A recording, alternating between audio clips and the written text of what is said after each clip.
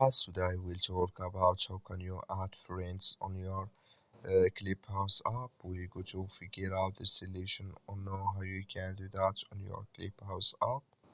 So you just follow these ways, then it's going to work with you. So all you have to do, so you just go down here, click in this sign down here. When you just click on it, it's going to take you to this list. And here you will find all friends like this friend, for example. I'm just click here on it now. So then here, if you want to add it, just click on add it, then it's going to add with you. And here you check back later from more suggestions friend. It's going to show for you in this list here to make friends. That's all you have to do. So that's all. I wish you I get it. Thank you for watching. Don't forget to support us by like and subscribe.